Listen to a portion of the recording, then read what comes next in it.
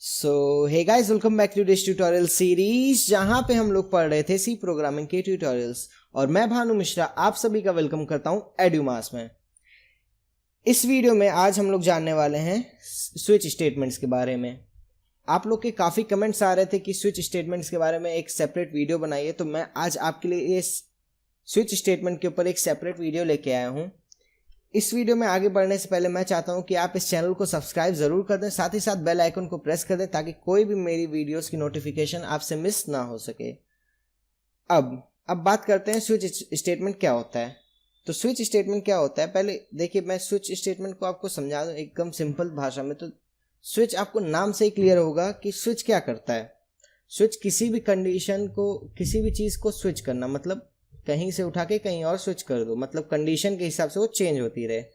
मतलब जैसे अगर मान लो कि अगर कोई बच्चा 33% से कम लेके आया है तो वो फेल है। अगर कोई बच्चा 33% से कम लेके आया है तो फेल है।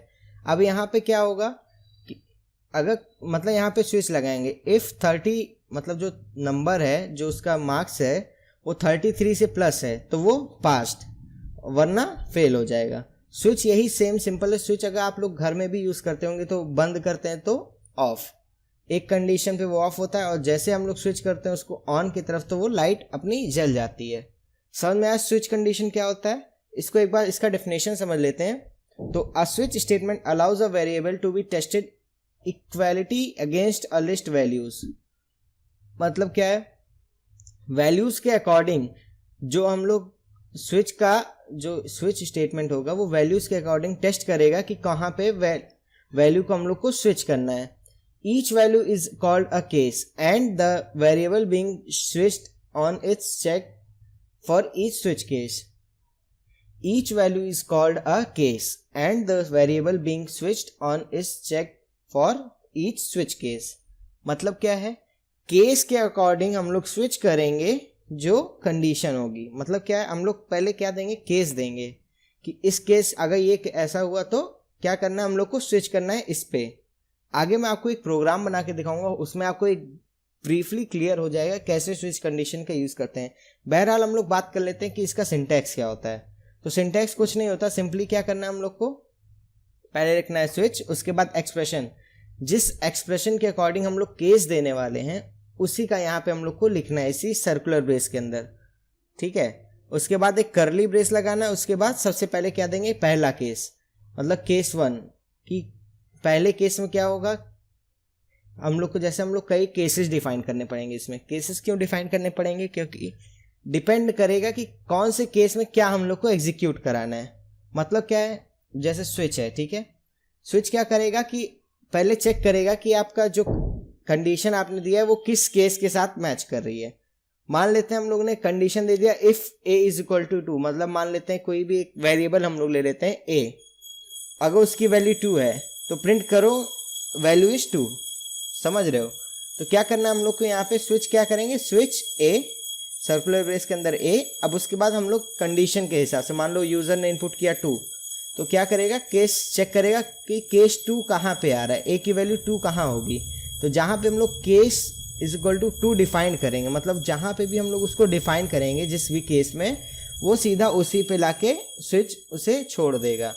मतलब अगर 2 इनपुट किया तो वो सीधा ले आके केस 2 पे स्विच कर देगा और उसके बाद वो कोड एग्जीक्यूट हो जाएगा। समझ में आ रहा है? तो हम लोग क्या करेंगे, केस देने के लिए पहले लिखेंगे केस, उसके बाद कांस्टेंट एक्सप्रेशन, मतलब जो भी हम लोग को एक्सप्रेशन देना है उसका कांस्टेंट एक्सप्रेशन देना। उसके बाद क्या करना, उसको एक सर्कुलर ब्रेस के अंदर हम लोग जो भी स्टेटमेंट हम लोग को एग्जीक्यूट कराना है उस केस के अकॉर्डिंग वो हम लोग सीधा एग्जीक्यूट कराएंगे, ठीक। अब उसके बाद हम लोग उसके बाद ब्रेक भी लगा सकते हैं। ब्रेक क्या होगा कि आगे कंडीशन चेक नहीं होगी, सीधा वो बाहर लाके वो छोड़ देगा। समझ रहे हो? मान लेते हैं कि हम लोग चेक क्या करेंगे, मान लो कि यहाँ पे हम लोग पेन ले लेते हैं। मान लो a इज इक्वल टू क्या हो गया, 2, ठीक है। मान लो हमने दिया कि a बराबर 2, मान लो कि हम लोग ने जो यूज़र ने इनपुट किया a बराबर 2, तो यहाँ हम लोग केस को ब्रीफली डिफाइन करेंगे। केस मतलब केस 1, अगर 1 है वैल्यू तो 1 में क्या एग्जीक्यूट कराना है, अगर वैल्यू 2 है तो क्या एग्जीक्यूट कराना है सिंपली, ठीक है। अगर 2 है तो जहाँ पे ये पाएगा कि a की वैल्यू 2 शो हो रही है, जहां पे ये पाया कि a की वैल्यू 2 शो हो रही है, तो सीधा वो लाके उसी पे पॉइंट कर देगा, मतलब उसी पे पहुंचा देगा कि यहाँ इसे एग्जीक्यूट कराना है। फिर उसके बाद क्या होगा, हम लोग जब ब्रेक लगाएंगे, ब्रेक क्या करेगा, सीधा इसको, इस पूरे प्रोग्राम को उठा के बाहर फेंक देगा, मतलब इसके स्विच से बाहर फेंक देगा, आगे का कोई भी एग्जीक्यूट नहीं होगा। समझ रहे हो क्या चीज़ है। अब एक हम लोग को कंडीशन और डिफाइन करनी पड़ती है जिसे हम लोग डिफॉल्ट कहते हैं। डिफॉल्ट क्या होता है, मान लो जैसे हम लोगों ने कोई कंडीशन दिया, वो पूरे केस के साथ मैच नहीं कर रही है, तब हम लोग को वहाँ पे डिफॉल्ट को एक ऑप्शन रखना पड़ता है। डिफॉल्ट में क्या होगा कि वो हम लोग सिंपली डिफाइन कर देंगे केस के बाहर है, मतलब हम लोग ने जो भी डाला है वो केस में नहीं आता है। समझ रहे हो। अब हम लोग जान लेते हैं कि स्विच कंडीशन कैसे वर्क करता है, कैसे वो काम करता है। तो सबसे पहले क्या होगा कि हम लोग को सारी जो कंडीशन है उसको एक डिफाइन करना पड़ेगा, मतलब कि स्विच जब हम लोग यूज़ करेंगे तो उसमें उसको हम लोग को डिफाइन करना पड़ेगा कि किस केस में हम लोग को क्या परफॉर्म करना है। समझ में आ रहा है। उसके बाद उस केस में, मतलब जैसे जब स्विच कंपाइलर स्विच करेगा उसको, मान लो केस 2 पे या केस 3 पे जब वो स्विच करेगा, तो हम लोग को वहां पे डिफाइन करना है कि कंपाइलर को अब क्या करना है। मतलब उस केस में जैसे मान लो हम लोग ने यूजर ने, मैंने समझाया नहीं कि a = 2 है, तो हम लोग को वहां पे केस 2 में डिफाइन करना होगा कि अब जब 2 इनपुट करे यूजर तो हम लोग को क्या करना है, कंपाइलर को क्या टास्क परफॉर्म करना है। ठीक, समझ में आया। उसके बाद क्या होगा कि कंपाइलर जो चेक करेगा, कंपाइलर क्या होगा, वो चेक करेगा कि जो कंडीशन है वो ट्रू है कि नहीं, मतलब जो हम लोगों ने केस दिया है वो यूजर ने इनपुट किया, अगर वो ट्रू होती है क्या करेगा, तो फिर वो सीधा उस केस को एग्जीक्यूट करा देगा। सिंपली वो उस केस को क्या करेगा, एग्जीक्यूट करा देगा। अगर मान लो वो फॉल्स निकलती है, अगर मान लो जैसे हम लोगों ने जो कंडीशन दी वो मैच ही नहीं खाई, तब क्या करेगा कंपाइलर, सीधा उसे डिफॉल्ट में लेके चला जाएगा, जो डिफॉल्ट को एग्जीक्यूट करा देगा। समझ में आ रहा है। एक बार फिर से समझ लेते हैं स्विच कंडीशन क्या कैसे वर्क करता है। तो सबसे पहले हम लोग को क्या करना होगा, हम लोग को कंडीशन पूरी डिफाइन करनी होगी कि हम लोग को कैसे, किस पर्टिकुलर टाइम पे हम लोग को क्या परफॉर्म करना है। समझ में आया। उसके बाद हम लोग को उस केस के अकॉर्डिंग हम लोग को ये बताना है कंपाइलर को कि कंपाइलर तुम्हें ये टास्क परफॉर्म करने है, अगर ये केस आया तो। ठीक है। उसके बाद कंपाइलर चेक करेगा कि वो जो हम लोग ने यूजर ने इनपुट किया है केस, वो मैच कर रहा है कि नहीं। अगर मैच करता है, मान लो केस उसने वैल्यू दे दी 2 और वो केस में आ रही है, तो वो मैच करता है कि वो ट्रू है कि नहीं। अगर वो ट्रू निकलता है तब क्या करेगा कंपाइलर, उसको एग्जीक्यूट करा देगा। अगर मान लो फॉल्स निकलता है तो क्या करेगा, वो सीधा उसे डिफॉल्ट में लेके चला जाएगा और डिफॉल्ट को एग्जीक्यूट करा के स्विच कंडीशन के बाहर निकाल देगा। समझ में आया। अब हम लोग इसको एक बार इसके फ्लो चार्ट से समझते हैं। तो इसमें क्या होगा कि सबसे पहले क्या होगा, जो कंपाइलर रहेगा वो एक्सप्रेशन के अंदर घुसेगा, चेक करेगा जो एक्सप्रेशन हम लोग ने दिया है स्विच का वो कैसा है, किस एक्सप्रेशन के अकॉर्डिंग क्या परफॉर्म करना है। अब उस एक्सप्रेशन की वैल्यू पे वो चेक करेगा कि वो किस केस से मैच खाती है। मतलब अगर वो केस 1 से मैच खाती है तो वो केस 1 को एग्जीक्यूट कराएगा, अगर वो केस 2 से मैच खाती है तो केस 2 को एग्जीक्यूट कराएगा, या केस 3 से मैच खाती है तो केस 3 के अकॉर्ड को एग्जीक्यूट कराएगा, पहले दूसरे को एग्जीक्यूट नहीं कराएगा। समझ रहे हो। जो भी केस मैच करता है उसी को वो सीधा एग्जीक्यूट कराता है। अगर मान लो इन तीनों में से या जो भी हम जितना भी हम लोग केस देना चाहें उसमें से वो मैच नहीं करता, ठीक है, तब क्या होगा, वो एक डिफॉल्ट को एग्जीक्यूट कराएगा और डिफॉल्ट को एग्जीक्यूट कराने के बाद वो सीधा बाहर आ जाएगा। समझ रहे हो। तो ये है स्विच स्टेटमेंट। होप है आपको समझ में आया होगा। अब मैं आपको एक सिंपल सा प्रोग्राम बना के दिखाता हूं जिससे आपको एक ब्रीफली नॉलेज हो जाएगा कि स्विच स्टेटमेंट क्या होता है। तो चलते हैं हम लोग सीधा अपने कंपाइलर पे। तो फ्रेंड्स आ चुके हम लोग अपने देवसी के कंपाइलर पे। अब हम लोग एक सिंपल सा प्रोग्राम बनाएंगे कि हम लोग जो यूज़र को एक रोल नंबर इनपुट करने को देंगे और 1 से लेके 5 तक। आप लोग क्या करिएगा, इसमें केसेस बढ़ा सकते हैं, जैसे 1 से लेके 10 तक आपको आपके ऊपर है आप कितना केस बढ़ाना चाहते हैं। ठीक है। तो यूज़र इनपुट करेगा रोल नंबर और हम लोग को क्या करना है, उस रोल नंबर के अकॉर्डिंग बताना है कि वो उस बच्चे का नेम क्या है। समझ रहे हो। आप उसमें और भी चेंजेस कर सकते हैं। तो चलता हूँ मैं सीधा अपनी सबसे पहले हेडर फाइल से लेता हूँ। तो #include stdio.h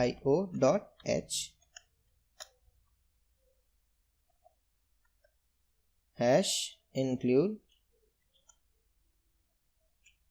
conio.h मेन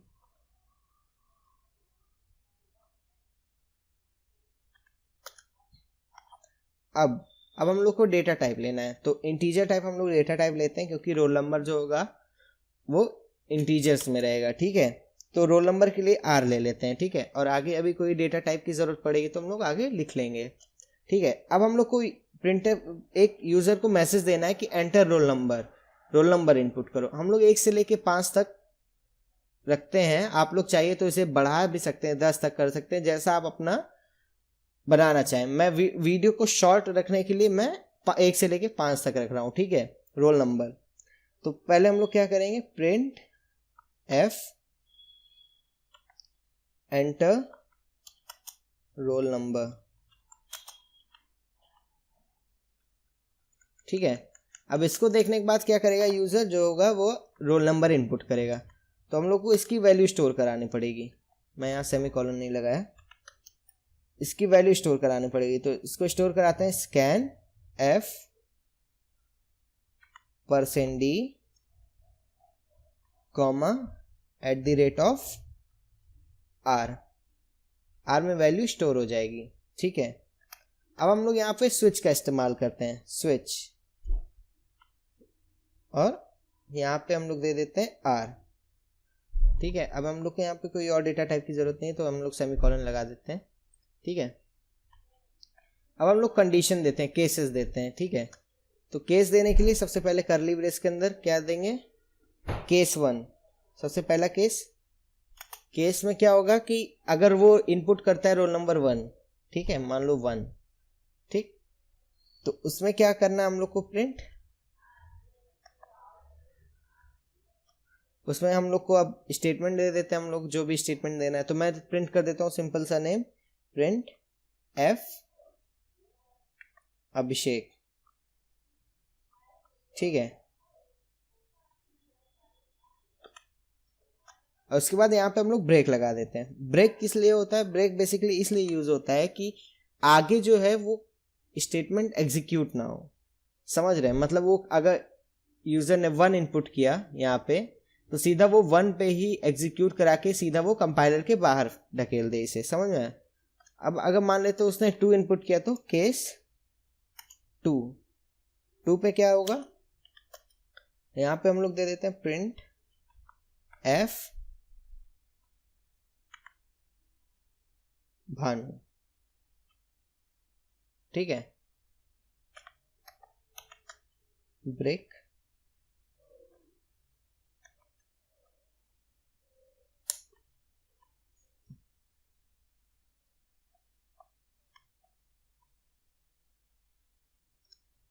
अब अगर मान लो कि उसने 3 इनपुट किया, तो केस 3 में वैल्यू क्या हो जाएगी, अब प्रिंट कर देते हैं हम लोग नेम अशरफ। ठीक है, ओ शिट, यहाँ पे हम लोग क्या कर देते हैं, ब्रेक। ऐसे ही आपको आगे आगे लगाना है। और केस मान लो उसने 4 इनपुट किया, तो केस 4, तो उसके लिए क्या कर देते हैं हम लोग, प्रिंट सत्यम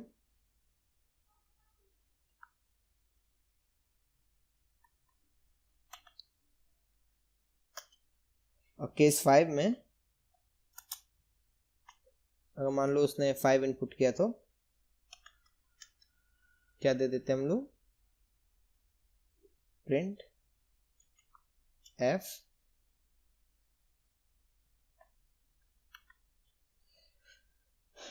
उमर।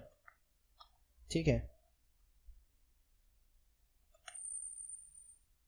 ये हो गया अपना वो। अब इसमें ब्रेक नहीं लगाया, देखिए मैंने ऊपर वाले में मैंने भी ब्रेक नहीं लगाया था, ऊपर में मैंने वो भी नहीं लगाया, प्रिंट एफ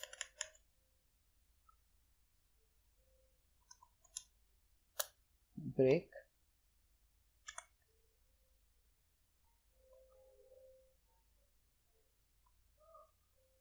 ठीक है। अब ये केसेस के अकॉर्डिंग स्विच कर लेगा। अब हम लोग को एक और देना है, क्या, डिफ़ॉल्ट। डिफ़ॉल्ट में क्या हम लोग को डिफाइन करना है, डिफ़ॉल्ट में हम लोग को ये डिफाइन करना है कि मतलब आउट ऑफ ऑर्डर है, क्योंकि आप आगे मतलब जैसे आप मान लेते हैं 1 से लेके 10 तक रोल नंबर का इनपुट किया, ठीक है। अब यूज़र ने इनपुट कर दिया 11 या 15, तो आपके डेटाबेस में मैच नहीं करेगा। तो एक डिफ़ॉल्ट होता है जो अगर मान लो आउट ऑफ ऑर्डर जाए तो उसके लिए सिंपली वो प्रिंट कर दो वहाँ पे, print F out of order, ठीक है। अब यहाँ पे हम लोग गेट सीज लगा देते हैं, गेट सी एच।